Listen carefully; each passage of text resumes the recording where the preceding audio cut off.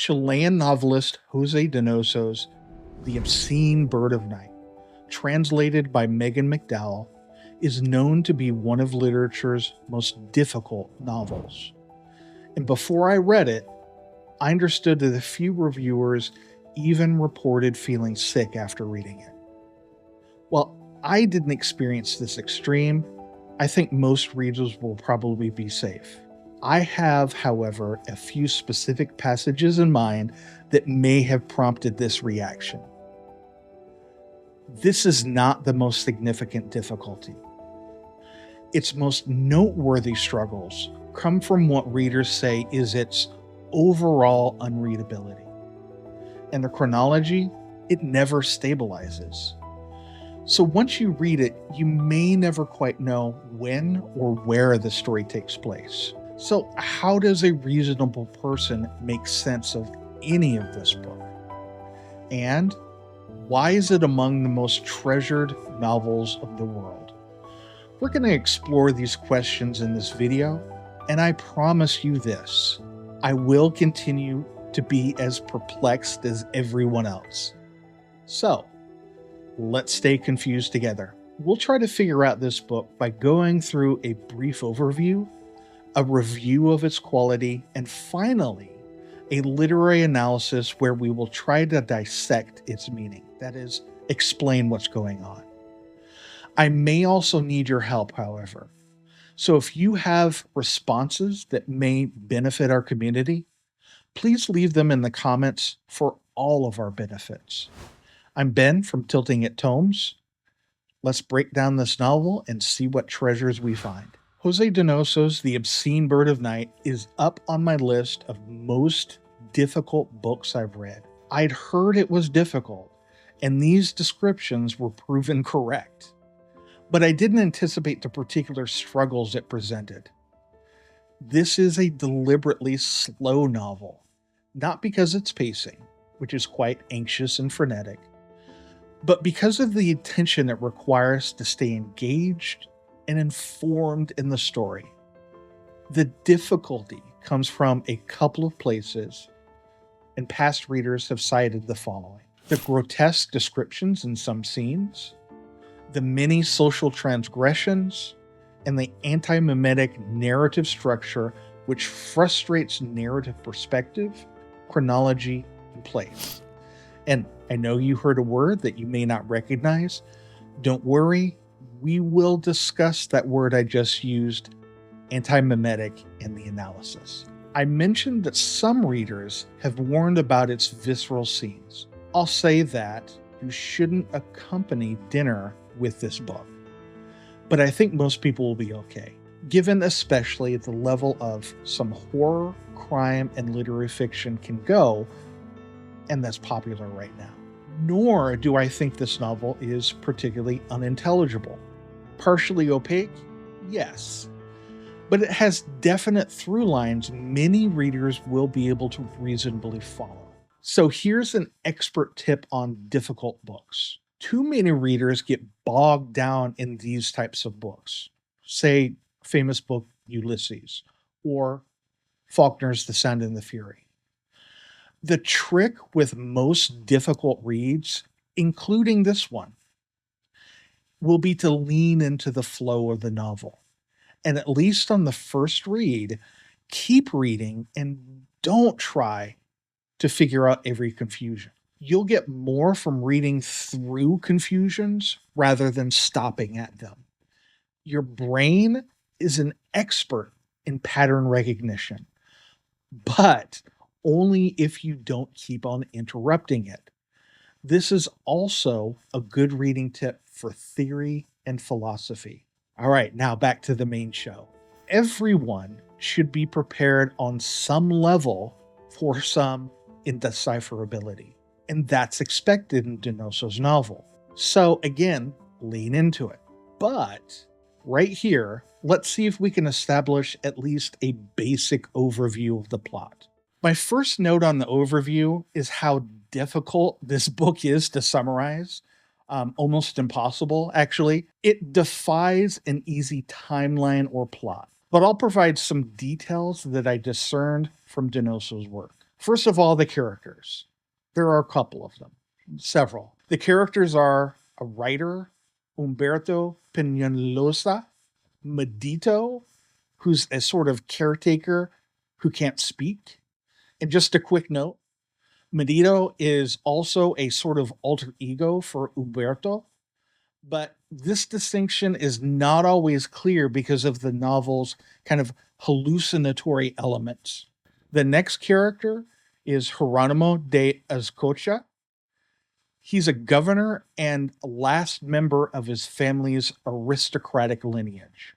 Also, Inez, who is Geronimo's reluctant and estranged wife.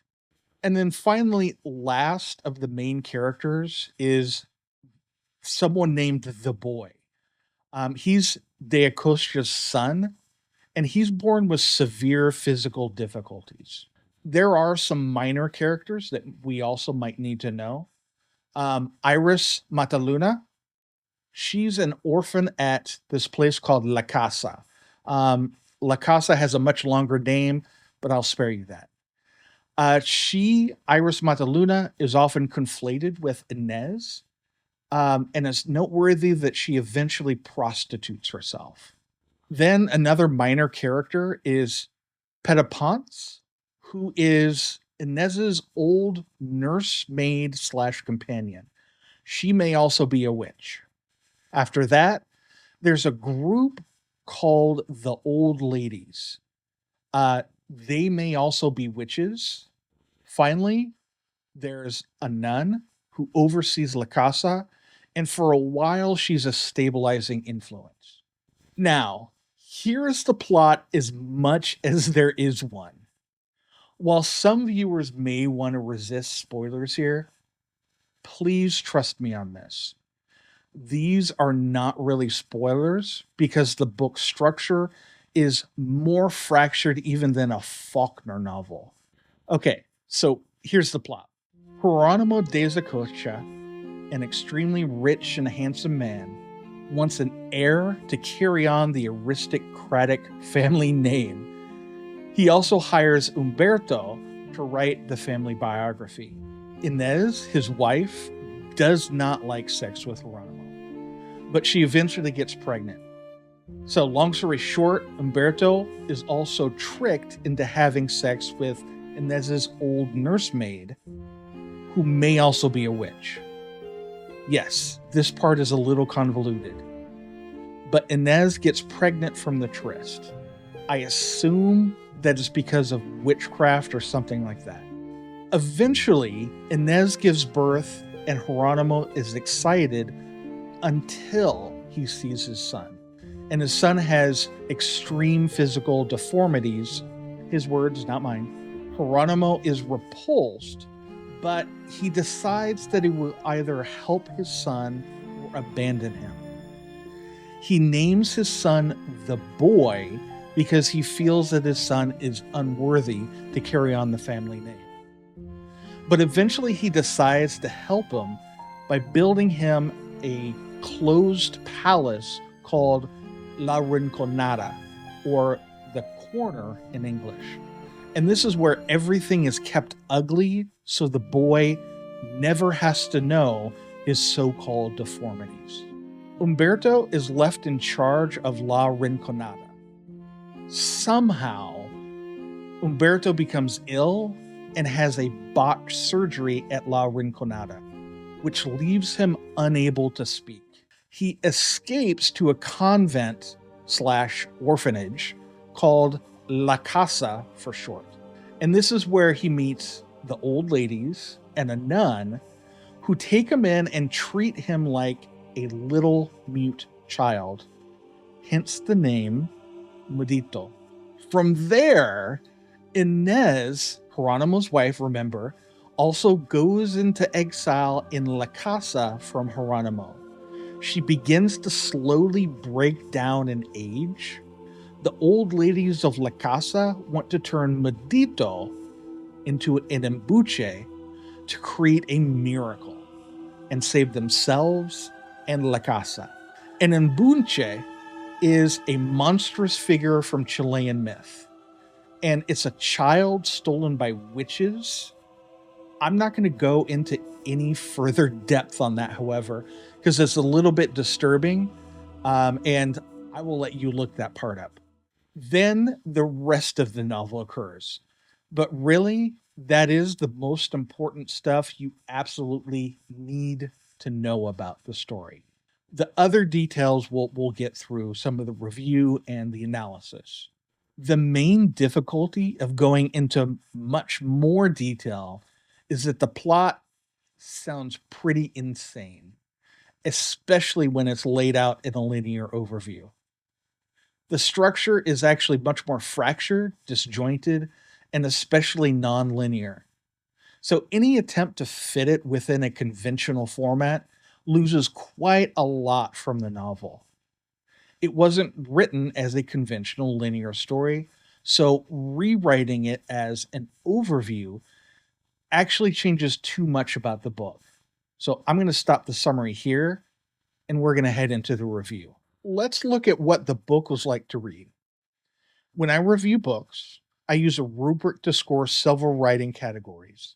I created a system that is an attempt to look beyond that simple 5-star approach because I've heard that a couple of viewers have complained about it. This system has 7 categories that are roughly associated with how I evaluate novels. Each category is scored out of 5, which is intended to ground the review in something familiar for you, the viewer. I hope this makes my judgments easier to read, identify, and understand. For the scoring, a 3 is about my midpoint or average, and a 5 is exceptional. Most books should fall in the 3 range for the average. You may find the description and finalized review here at my Instagram at @TiltingatTomes. Simply click through the arrows to find the rubric and the completed review for the book. When I reviewed The Obscene Bird of Night, I tried to use as objective a method as I could. And when I say objective, I mean that I tried to maintain a consistent view of quality. We'll see how this works for you, the viewer. The first 3 categories that I looked at were the narrative structure, character depth, and the setting and atmosphere. These were all scored at a 5, which is the highest level available in the review.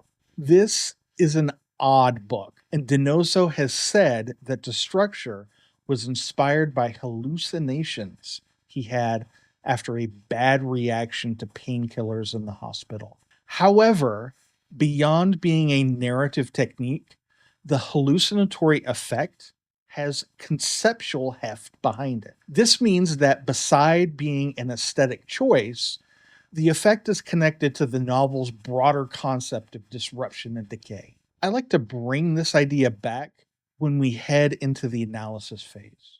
Next, the characters are not just unlikable, they are morally, socially, and physically repellent. The novel provokes strong reactions via its grotesque imagery, and the characters are as depraved as well as monstrous. Why? Well, we'll get into that in a few moments after the review. Scoring this category high on characters therefore feels a little bit odd. But what can I say? The things Donoso sets out to do, he does them fantastically. The score isn't actually about likability. It's more about their function in the book, and Donoso's cast successfully embodies important ideas about the slow degradation of artistic representation and meaning.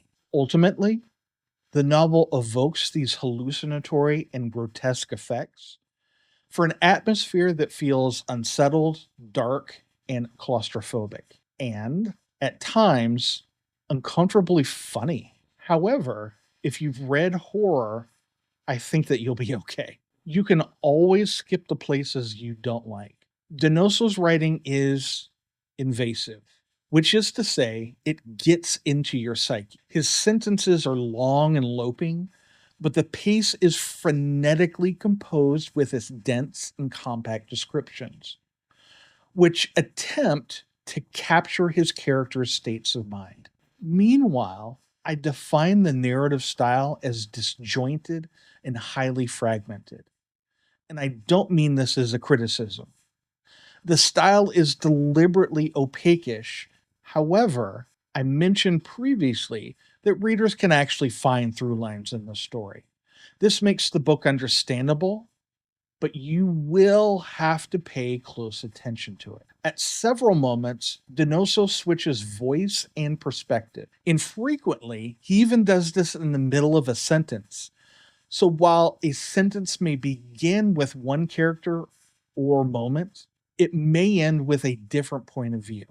Yes, the narrative voice and setting changes in the middle of a sentence a number of times. But it's a tribute to Donoso's writing that he can make these moments mostly intelligible and manageable.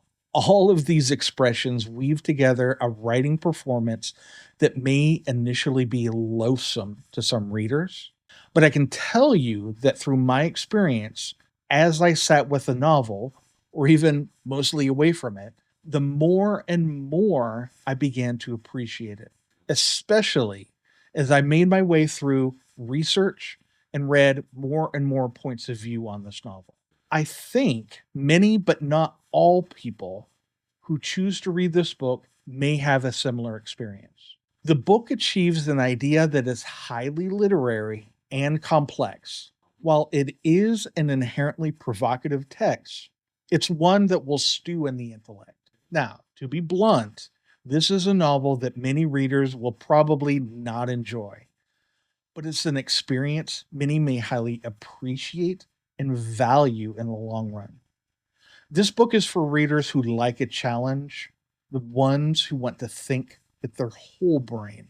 For readers of Carlos Fuentes' Terra Nostra, Fernanda Melchor's Hurricane Season, Roberto Bolaño, Alejandro Zambra, Mariana Enriquez, and Samantha Schweblin, Donoso's The Obscene Bird of Night is a novel that links all of these authors to a common family. Is it for you? That depends. Are you up for the challenge? I'm Ben from Tilting at Tomes. Take care and good reading.